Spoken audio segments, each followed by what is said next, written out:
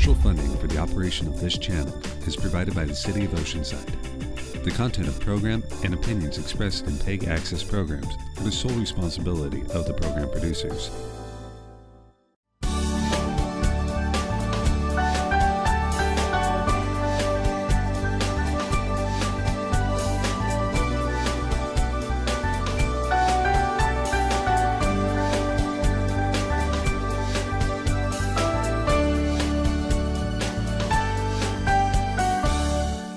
Hello and welcome to this edition of Faith and the Common Good, brought to you by North Coast United Methodist Church.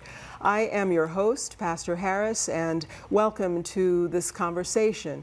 Here we talk about faith as it relates to our community and how faith as a body of people work together with the larger sector in our community to make a difference therein, and asking then specifically questions of how faith communities can be intricately involved in the life of our community as an equal participant, or certainly as a participant in the discussion. And so we come to this time to offer discussion today about an issue that is becoming a burgeoning topic among the world, and particularly within our United States, as we look at the issue of wage. And for us, the conversation is about livable wage. What is that? And what makes a wage livable or not? And then what are other ways that we can begin to look at this notion of wage as it relates to the welfare and the capability of persons who live within our community? Joining me today in this conversation is a specialist on the subject. Our guest today has done significant research on this particular topic as a topic alone, along with the ways that it intersects with other issues that are related to how people are able to live comfortably, live well, and to flourish within our communities. I'm so pleased to welcome Dr. Peter Brownell, who is a research director at the Center on Policy Initiatives, and he is here today to share some of his insights and to share some information that he has been gathering over time. Welcome, Dr. Brownell. Thank you, Pastor Harris. It's a pleasure to be here. I'm so glad that you are, and so glad that you are at this work to be able to offer to us some empirical evidence as to why it's necessary to have a conversation about livable wage. First, if you could please for us define what livable wage is, and then begin to share some of the statistics that relate to our area. Sure, and it's a great time to start talking about this because we've just released an update of a publication that we produce on a somewhat irregular basis, but it's just come out, and that's called Making Ends Meet. What that does is basically look at a standard of living that was developed by Diana Pierce, a doctor in the School of Social Work at the University of Washington. So it's a methodology to develop a budget for what she calls a self-sufficiency wage, and that's essentially the full wage for a variety of different family types in terms of their composition, number of adults, number and age of children, for the cost of living based on the best sources of public data available. So, for instance, the housing component of the budget is largely based on the Housing and Urban Development Department's fair market rents. So the budget is sort of a basic budget. It doesn't include a lot of frills. It doesn't include cable TV or internet costs. For transportation, it includes the cost to operate a car, but not the cost to purchase a car. So basically, these budgets are designed to look at the cost of living, but also the cost of living, assuming that a family is paying the full costs, and that they're not relying on public benefits, that they're not relying, for instance, on family and friends, that for instance, for childcare, for example, that if someone is working and they have children, the assumption is that the grandmother or mother-in-law is not taking care of the children, but they're paying the full costs in the market for childcare. So we're listening to information that helps us to understand that it's not about the ability to do more than one is capable of doing. It's really more about what one is able to do to live comfortably. Right. So to meet sort of the full but very, in some ways, basic needs to get by as a family or even as an individual. Yes.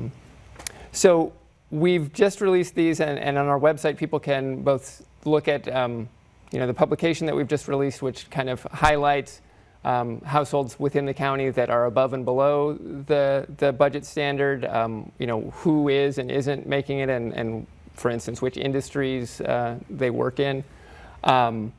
And then above and beyond that, it also, will let, I could tell you off the top of my head that, for instance, for a single adult, it comes out to about a little over $27,000 annually, or working full-time year-round, about, $13.09 an hour for a single adult without children. And on the website, people can access, budgets for a whole huge variety of family types based on the number of adults and number and age of the children. So that's kind of, sort of a starting point for, even assuming that one doesn't have children and the additional expenses involved in that. That's what we're looking at right now as sort of what at least a single childless adult needs to meet their basic needs in San Diego County. So you've mentioned the basic figure of $10 an hour, and let's contrast that with the current minimum wage. And I'd like you, if you will, to speak a little bit about the distinctions between minimum wage, which seems to be the public forum discussion now, and the notion of livable wage. Sure, and the wage that I just mentioned was $13.09 an hour. So, minimum wage, in terms of some of the developments recently, the minimum wage in the state of California right now is $8 an hour. There's a bill that's already passed and been signed by the governor that will increase that to $9 an hour in July of this year, and then $10 an hour in January of 2016, which are, great advances, in sort of dealing with the problem. But as we're talking about, that's a policy. Even at $10 an hour, there's still over $3 shortfall between that legally mandated minimum wage and the minimum wage that we've calculated that it takes for a single adult without children to get by. So I think really the difference is, when we're talking about a livable wage or a self-sufficiency standard wage, that's based on what it actually costs out there for people to purchase the things that they and their families need. The minimum wage is a policy that's designed to sort of assist in that problem, to make sure that people are that much closer to getting the things that they need to fully pay their costs, but it doesn't mandate that every employer pay every person the full amount that they need. And we've seen a number of studies that focus on some of the higher profile low-wage employers like Walmart, like fast food employers, that really sort of catalog, for instance, essentially the subsidies that those employers receive because they're not paying enough to support the full costs of their employees' sustenance, and those employees then have to rely on programs like food stamps or public assistance to meet their needs, and essentially those companies in many ways benefit from that and are subsidized by that, because it's not the burden of paying the full cost of their employees, and actually sustaining them physically with food is not borne by the company, but rather by taxpayers and by the rest of us. Sure, and that doesn't include the other needs of healthcare and all of the other supporting beyond sustenance, but basic needs in general. Can we talk now then, please, about specifically this area, Oceanside, North County area? Sure. Could you offer some information for us? Yeah, so one of the things that we make a distinction here in the wages that were, the budgets and the wages that were identifying here with federal poverty thresholds, which are much lower, but are also actually readily available so we can publish here. We know at the county level that 38% of households overall are not making enough to meet to meet their basic needs and make ends meet. It's harder to break that down city by city, but we can look at sort of as proxies which families and which households, which individuals are below poverty or even below 200% of poverty, which is in fact the highest statistic that cutoff that the Census Bureau reports, and is still consistently below the budgets that we report here. But that kind of gives us an idea to compare across different cities. So here in Oceanside, 34.6% of individuals are below the 200% of the federal poverty level. So that's actually quite similar to the overall county level, which is 34.0%. You definitely see some regional variations. So in Carlsbad, it's 24.1%. In Escondido, it's 48.7%. In Vista, it's 49.3%. So, I mean, in all cases, it's sort of a disturbingly high number of people, more than a third in all those cases, that are below 200% of the federal poverty level. And as I was saying, that's consistently, regardless of family size, below what we're calculating as the budgets that people need to meet their basic needs. Surely. Well, given the extreme, if you will, of that information, what do you suggest as ways to advocate? Well, I mean, I think, we've discussed, these budgets and minimum wage. I mean, obviously there's a lot of, there's a lot of movement and discussion around minimum wage, and it's one of the policies that really focuses and works to lift some of the lowest wage workers at least up towards what they need to make ends meet. So, as we mentioned, there was a policy that passed at the state level. There's discussions of a similar wage at the federal level. The one thing that we feel about the state level policy is it's a great step in the right direction. It's going to be stepped in over time. So no one's actually seen a raise from that law yet. But also it's still, even though it's still a sort of one size fits all wage for California. And certainly the cost of living is higher in California than many other states, but there's a lot of variation within California as well, even within San Diego County in terms of the cost of living in the coastal cities and the inland cities, or if you compare San Diego to Imperial County, or San Diego to other cities in the interior of the state, the cost of living here, and especially in coastal cities in the North County, is particularly high. So one of the things that certainly speaking in the city of San Diego, when he was interim mayor, Todd Gloria was already, was bringing to bringing up a discussion around the possibility of a city level minimum wage. And that's something that cities have the legal authority to pass in California. The city of San Francisco and the city of San Jose both have city level minimum wage that basically, sets a wage level for work performed within the city. Which is distinct, I would say, also from what the city of San Diego already has, which is the city also has, there's another policy option that the city of San Diego has already adopted, which is a living wage ordinance. And that sets a minimum wage, not for everyone that works in the city, but everyone who works for an employer on a contract that the city funds to provide services to the city. So basically in the city's contracting, they specify that if you're gonna do work for the city and the city's going to pay you with taxpayer dollars, you have to meet this certain standard. So both of those are policies. Well, so we have a living wage ordinance in the city of San Diego. I'm not aware of any North County city that has such a policy, so that's one option. And then again, there's some discussion already at the city of San Diego around the idea of a city level minimum wage that would affect a much broader group of workers, throughout the city. That's something that any city, in the North County, any city in California could consider, either for the city council and the mayor to adopt through whatever process they have, or for the city to put on a ballot initiative for voters to approve. Certainly. And the topic is such that we could continue in conversation at length, Sure. Perhaps an hour or more, and still not be able to cover the full range and the scope of the issue.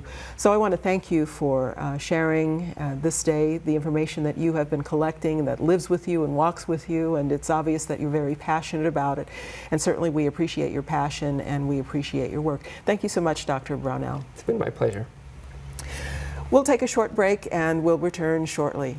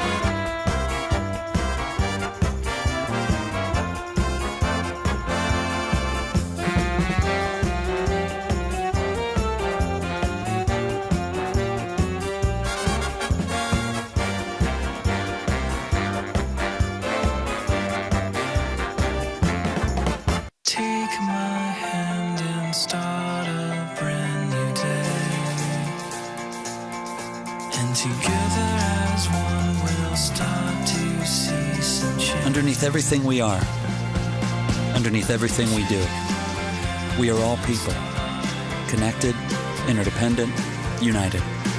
And when we reach out a hand to one, we can influence the condition of all. That's what it means to live united.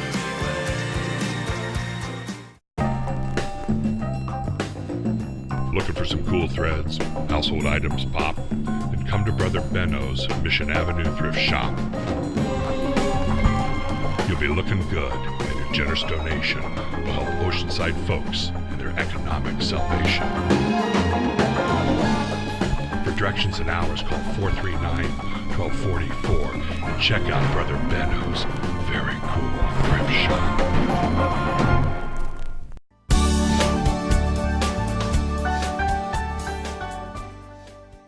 Welcome back to Faith and the Common Good. I'm your host, Pastor Harris, and joining me today in conversation is Dr. Peter Brownell, who is the Research Director at the Center on Policy Initiatives. We've been in conversation about the livable wage, and so we are pleased to continue that conversation and would like you, Dr. Brownell, to speak in terms of impact, how this issue relates to corporate environment, and then as well how it relates to community environment.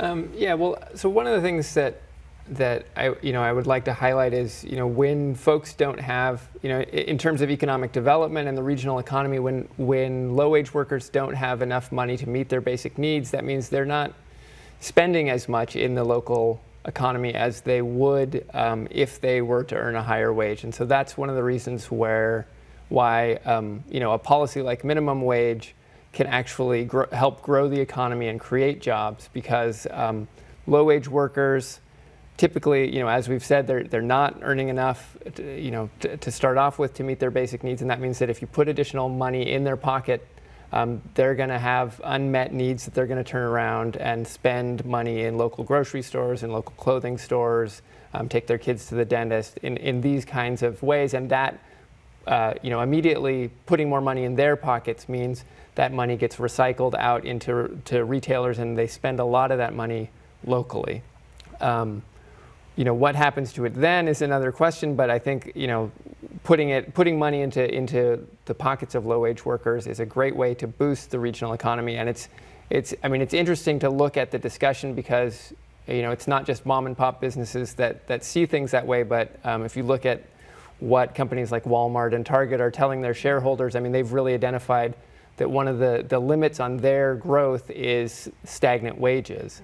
And so you have retailers like The Gap that's just announced that, aside from any government policies around minimum wage, that they're raising the minimum wage that they're paying their workers, because they realize that, that their workers on the one hand are other people's customers, and other people's workers are their customers, that if those who are out there doing the work don't have money to spend, that's keeping our economy from growing and fully recovering the way that it needs to in terms of creating jobs for people. So that's, I think there's a growing realization even among businesses that minimum wage is something that, or at least, wage growth is important, that stagnant wages are a problem, and that we need to address that problem. Not just to impact the workers and their families, but also to keep our regional and national economy healthy. Well, certainly so. And then that issue speaks to the stagnation of a trend. If this trend of the absence of livable wage in our communities continues, then what continues is the increasing and burgeoning need to provide charitable resources, to provide other compassionate resolve to the concern. And the fallout of that would relate to psychological issues, would relate to the stability of family, it would relate to the complete concentricness, or the fallout, if you will, from that absence of livable wage would mean significant impact on quality of life in the places where we live. Right, and so one of the other statistics that I brought today is just around the share of families that are spending more than 30% of their gross income on rent, and it's pretty much across the board, at least 60%, Oceanside 61.7%, countywide it's about 58%. So actually, because of the higher cost of living, I think some of the North County cities tend to be a little bit higher. Escondido 68.4%, Vista 61.6%. So a lot of families are, nearly 2/3 or 2/3 in many of the North County cities are spending more than 30%, which is HUD's kind of standard for a rent burden on their housing, and that means they don't have, on the one hand, that families who are spending such a high share of their income on rent don't have money to spend on their other needs. And I think because rent is so expensive, because housing is so expensive, that's one of the things that's happened during the recession is families have doubled up. Younger people have moved back in with their parents.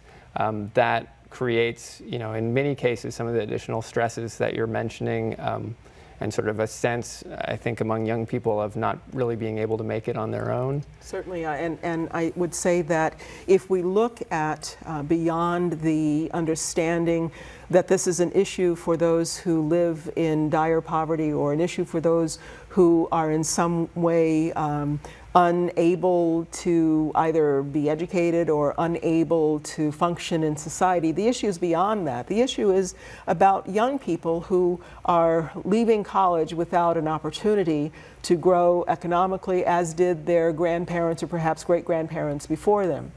Right. I mean, I think absolutely. I mean, I think folks who are who've graduated from college during the recession and the period that's continuing to follow it up, where we're facing high unemployment, through no fault of their own, through just poor timing and essentially bad luck on their part. I mean, we can put aside whether it's luck or whether who was responsible for what happened to the economy, but so they're facing the difficulty that they're finding in having and finding an initial job. That's gonna, their sort of slow initial earnings and the kind of positions, in low wage industries, in fast food and retail, that many people with college degrees that are graduating now are having to accept. That's going to stay with them for life in terms of their earning growth. To start from such a humble place through, because of the recession and the poor timing of, when they happen to graduate from college. So, and again, even people, we're still at a point where the opportunities that are available for people are significantly less in terms of employment, number of jobs, and the earnings in those jobs considerably worse off than we were before the recession. So although the stock market has recovered, although the real estate market has recovered, which again means that people face high housing costs, real median earnings have continued to decline every year that we have data since prior to the recession. Unemployment has started to decline, but some of that is actually due to people dropping out of the labor force because they become discouraged. So, and then the other issue around unemployment is, on the one hand, we're seeing some encouraging declines in the unemployment rates in the county, but a lot of that again is adding low-wage jobs. So, for instance, in the last year, during 2013,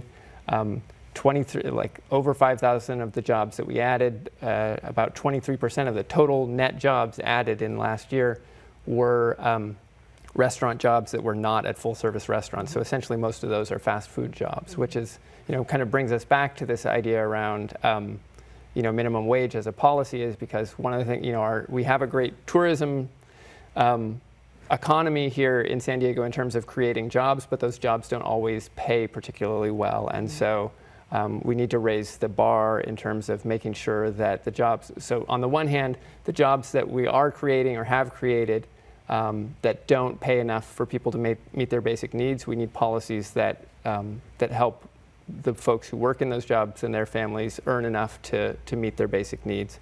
And in fact, one of the findings that we have coming out is that of the families and households in the county, even those working year-round, full-time, have a household head that works full-time year-round, almost a quarter, 23.5%, are still below, the self-sufficiency wage standards that we've identified here. So, and we think that's a problem. So one of the issues is policies that take those folks who are already in low-wage jobs and raise the wages in those jobs. And then I think the other thing that we really need to look at is how do we as a community generate new jobs that aren't those low-wage jobs, but that are the jobs that have middle-class salaries. We're actually doing a reasonably good job at creating some great opportunities in the high-tech industries and biotech and whatnot for highly educated people, but there's really a gap in the middle, and we really need to figure out how we can generate jobs in manufacturing or in other industries, healthcare, that provide opportunities for people to have middle-class incomes and careers. Mm-hmm. There are two questions that come to mind, one of which is around that issue of infrastructure and what it would take in order to shift how manufacturing is done, in order to shift how we do business, in order to shift what the corporate environment offers. Do you have any insight with regard to next steps to get us beyond our present condition? I mean, in terms of what it's going to take to attract those kind of jobs to the region or create them, I don't have a silver bullet right now. I mean, I think that's one of the things that we're really looking at is what's working already, because manufacturing has been growing somewhat. So I think we need to take a look at what's working, and then also, I mean, I think some of the other issues are just making sure that and working with our community colleges and our colleges to really look at our region and at other regions which we compete with economically in terms of, what are the industries that are growing, what do the jobs that are going to pay middle class wages in those industries require in terms of training, to make sure that we're training the people who live in San Diego County to be the people who can do those jobs, because that's one of the things, both in terms of making sure that the jobs that are there are really filled by people who already live here and need jobs, rather than people who have the skills that those companies need and are recruited from somewhere else. And also to make sure that we're creating an environment that's attractive to the companies that want to provide those jobs, because we have a highly trained workforce that they can rely on to do the work. And for those persons who are not highly trained, I mean, I think that's obviously that's one of the challenges. And so, I mean, I think, that's an area where we can't necessarily rely on business to make the investment to provide that training. And I think we really need to make sure, first of all, that our educational system, starting in kindergarten or even preschool, is really providing the education that people need, not just, to get a job, but to be full citizens and educated enough to meet the needs of employers, but also to be full citizens in every way. So, I mean, I think we need to make sure that our educational system, that we are investing in our public educational system to create, a skilled workforce and a thoughtful citizenry. So, that's one of the biggest issues. I mean, I think, we need to also sort of look at beyond K through 12 or higher education. What do we do? How do we what do we do for the folks that are adults now but don't have the skills that current jobs require, whether that's folks who are 50 plus who have been out of work in this recession because their company folded, or any of a number of other issues, or whether it's young people who haven't found a first job yet and may not have a college education yet. But yeah, so we definitely need to focus on approaches to training those folks. We've been in conversations with a number of organizations for workforce partnerships in San Diego. I mean, I think that's something that we as a region are trying to figure out. But yeah, we absolutely need to figure out not only the sort of linear path through our educational system, but how do we provide the training to get jobs for those who are most vulnerable and most shut out of the labor market right now. I have a theoretical question for you, and it relates to the notion of millennials being less willing to commit on the long term, and that would be held in contrast to the corporate or the old corporate model of a job for a lifetime. Can you speak to those two pieces of the question? Yeah, I mean, certainly a number of people have experienced during this recession that they don't have jobs for a lifetime, and that, companies are, so I think that for, I would say for worse, but regardless of our values about it, that companies are increasingly sort of focused on a leaner production model where they're, only hiring the people that they need during the times that they need them, and often not hiring them directly as their own employees, but hiring them through temp services or as independent contractors. So in terms of, which I think is something that we need to address to make sure that folks have full rights as employees whenever possible. So, but I think on the one hand, companies have really sort of pulled back from their end of the bargain, and I think millennials, I don't know to what extent that sort of stereotype or understanding reflects sort of a set of preferences of this current generation or the reality that they face in terms of long-term jobs just not really being there. I think there's ways to make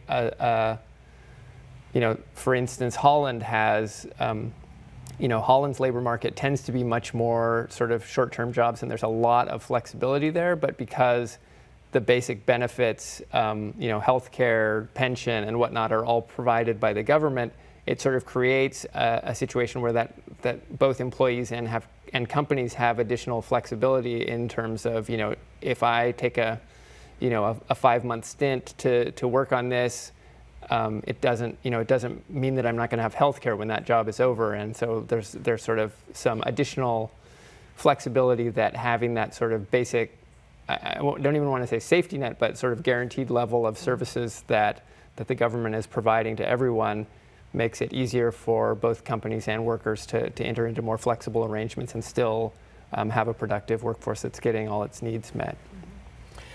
I remember your reference to San Diego, perhaps as a model for the region. Can you look nationally at other models and within that conversation lift up that which is being successful? Yeah, I think sort of at the statewide level, I mentioned in passing both San Francisco and San Jose. San Francisco has been very successful, first with a living wage mandate. They have somewhat, they've done some things that we can't do because they're both a city and a county all rolled into one, but in terms of providing healthcare, even before the Affordable Care Act, in terms of requiring employers to make contributions for healthcare, for paid sick days, things along those lines. Interesting things are happening in Seattle, New York, Washington, D.C. I think there's definitely a lot of movement around, particularly these issues that I just mentioned in terms of minimum wage, and also, earned or paid sick time for folks is something that's, we also just released or worked with the Institute for Women's Policy Research on a report that found that 44% of private employees in San Diego don't have access to paid sick time, so they face a very difficult choice between, when their kids become sick or when they become sick, whether they show up for work, perhaps ill, or whether they lose a day's pay or risk even losing their job by not coming in. So, this is an area where a lot of cities have taken some action to guarantee that employees have access to that as a basic employment right.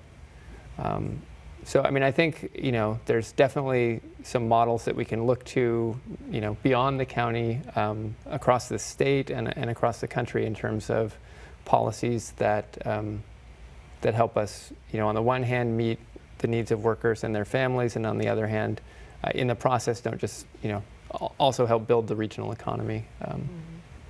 There's a growing wellspring, especially among grassroots advocates who are working to firstly highlight and make visible the conversation around livable wage.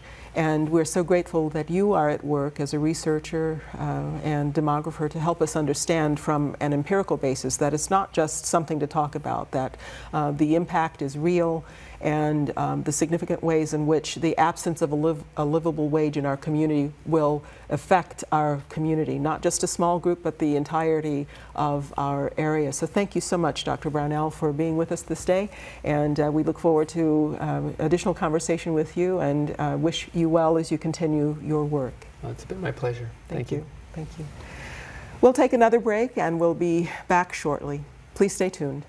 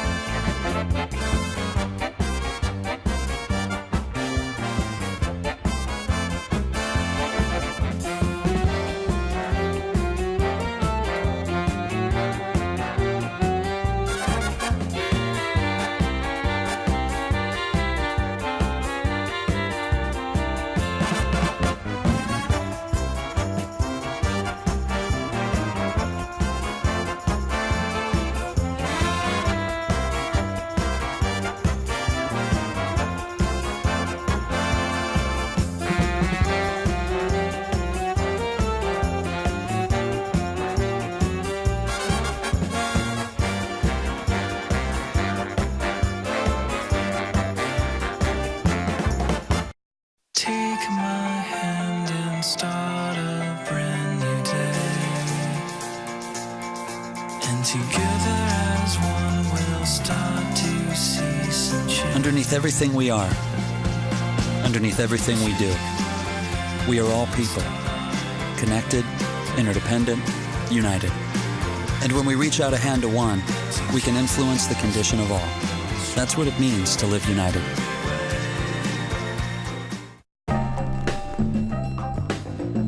Looking for some cool threads, household items pop, then come to Brother Benno's Mission Avenue Thrift Shop. You'll be looking good, and your generous donation will help Oceanside folks in their economic salvation. For directions and hours, call 439-1244 and check out Brother Benno's very cool thrift shop.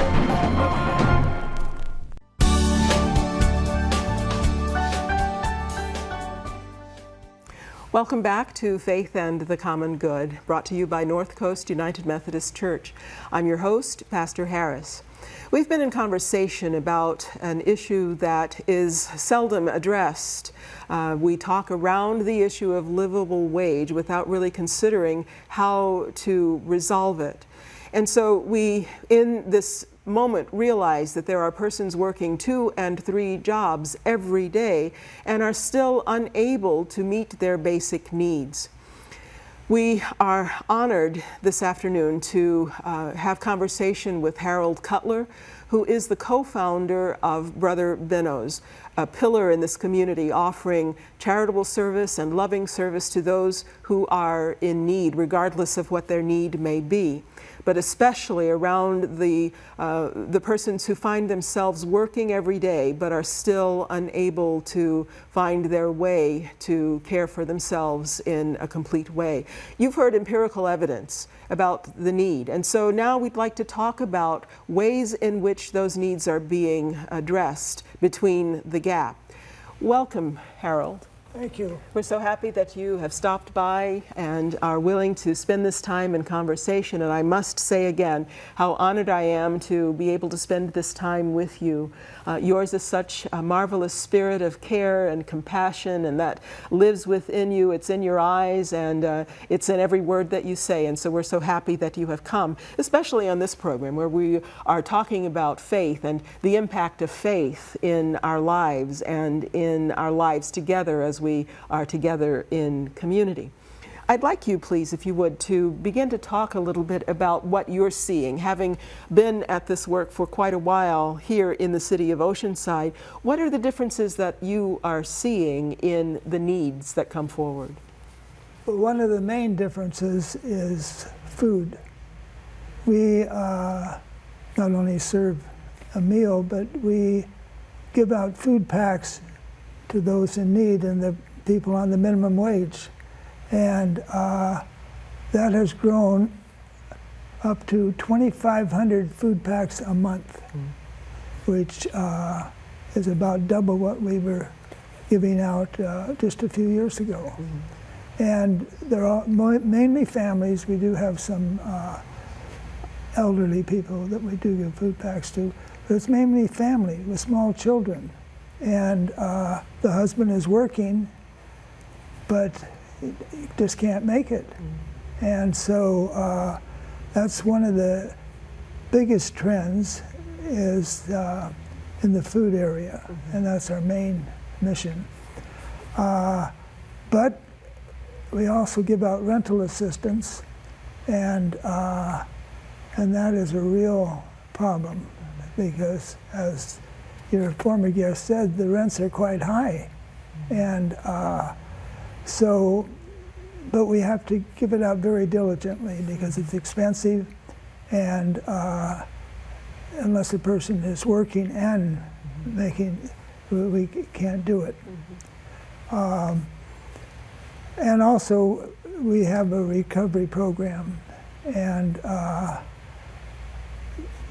it's a 6-month program. At the end of 6 months, last year and a couple of years before, they couldn't find jobs after they graduated. So we had to keep them on longer. And but today they are finding jobs. it's the minimum wage, but they're only one person. And so the reality is the poor are getting poorer. That's the bottom line. And so we do the best we can to help them, but the needs are greater than we can handle. And one of the points that I usually lift is that when we speak of poor, we usually think of persons who are indigent, persons who have no resource at all, perhaps persons who have lived on the street for quite a length of time. But our conversation expands to include those persons who are working every day, to include those persons who are skilled, some, and others unskilled, but are still capable and willing and want to work, but find themselves unable to meet their living expenses. And that's where service organizations like Brother Benno's steps in, and to be able to offer an in the gap moment, if you will, to support and lift up and strengthen. You've been doing this for quite a length of time. 30 years. You've been doing this for 30 years. 30 years is a significant amount of life. 30 years is a significant amount of time to concentrate on this very heart-pulling, if you will, concern. Could you share with us, Harold, how it is that after 30 years you are still inspired to continue the work? Well, one of the things I discovered on my journey was that life is all about love. And love of self, to start with, love of other, and especially love of God. And as I have made my journey, I keep growing in that. And when I go down to the center every day, well, I encounter God, and I feel that I am helping and serving, which is what I want to do. As I've read your story, you were inspired by Mother Teresa. Oh, yes. And in that moment, it seems as if you made a commitment to follow her work and bring that back home to Oceanside. What is at the center, what is at the core of that draw to such a ministry?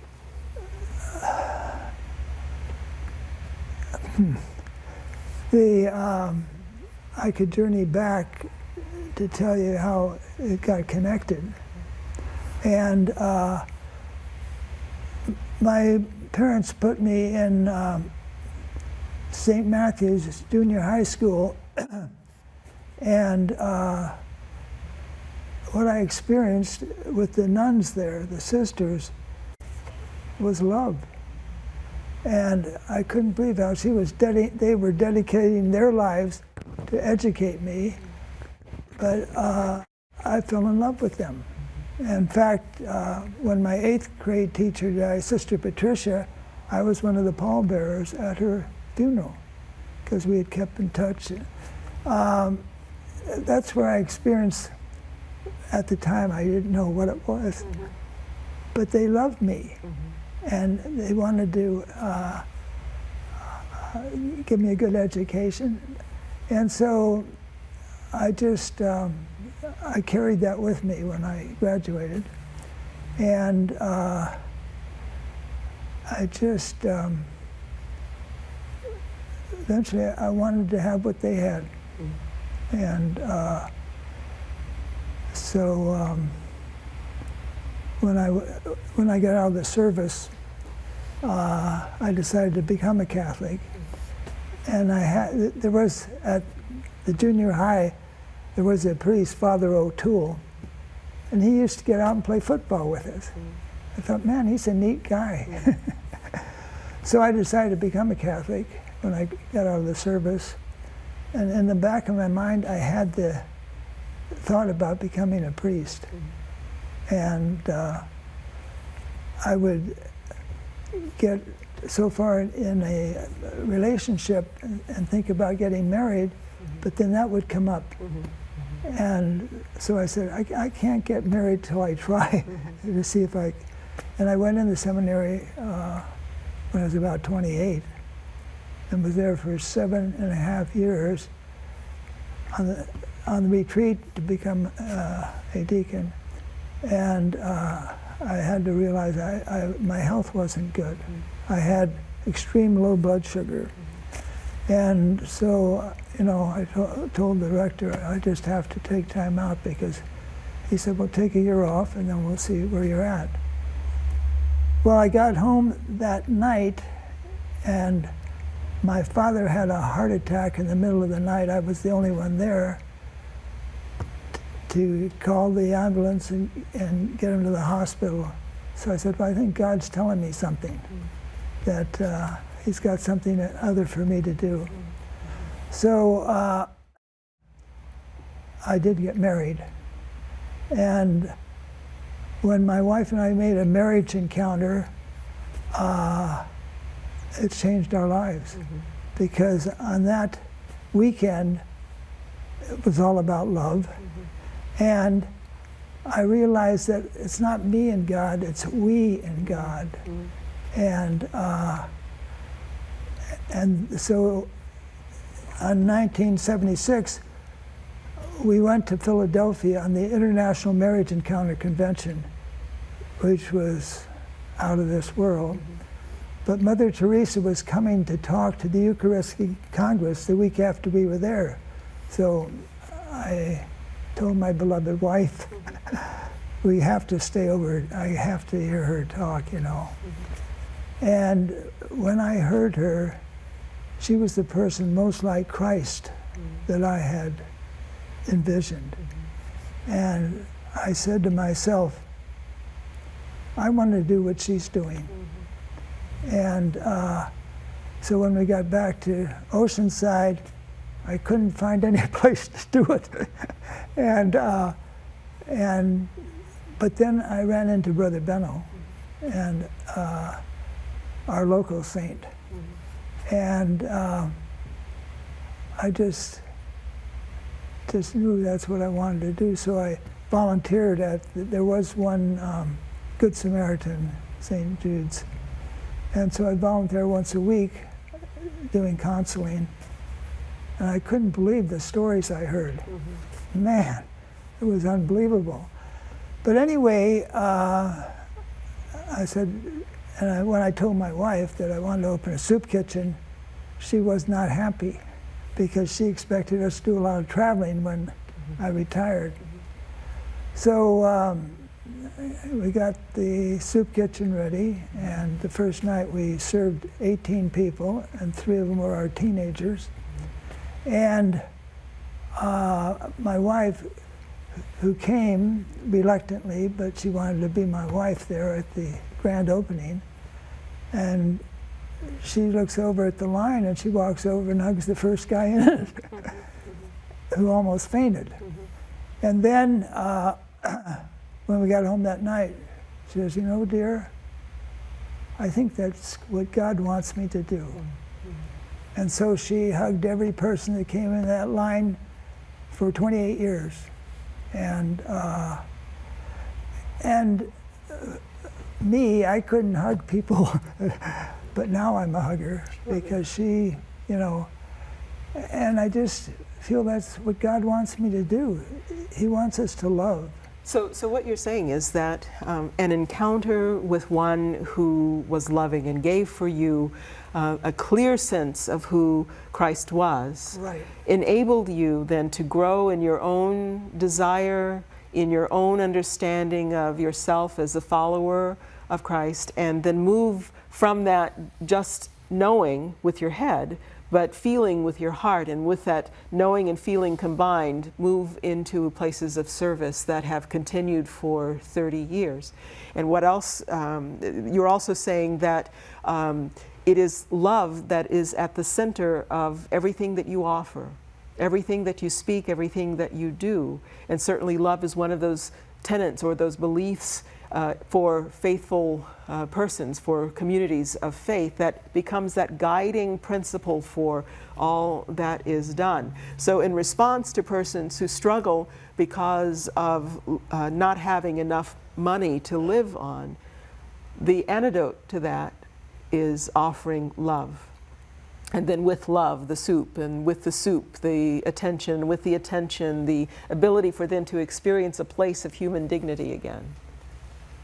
Well said. When they come in there to our center, they feel the power of love. They, if you would, well, you served there, haven't you? Have you? Our congregation serves there, yes. Right. Well, they see, you know, that the first thing and the most thing they need is love. And so they feel that there's a real spirit there, you know, that, hey, it gives me hope. Yeah.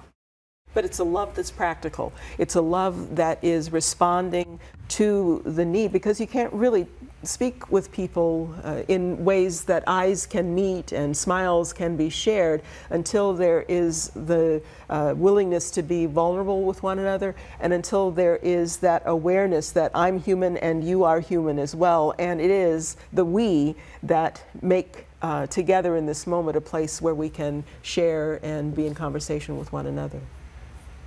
We all need a sense of community, you know. The Lone Ranger is not going to be happy. So we need that feeling of, hey, you know, we're together, we're a team, you know, we're all walking the same journey.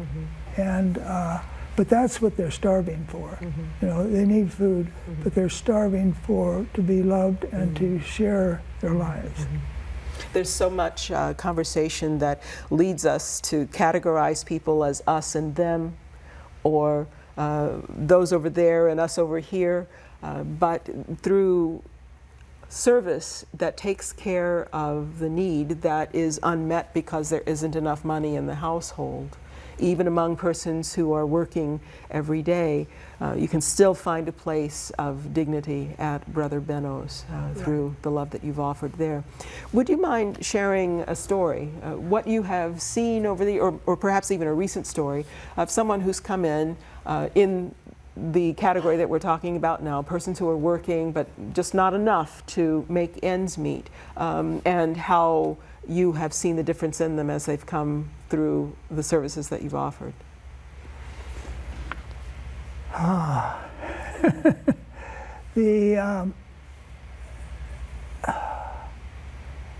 Well, the dramatic differences where we see big change is in our recovery program, and we have one for women too. And to just give you an example of one of them, Luke. He had been in 11 other recovery programs, and none of them worked.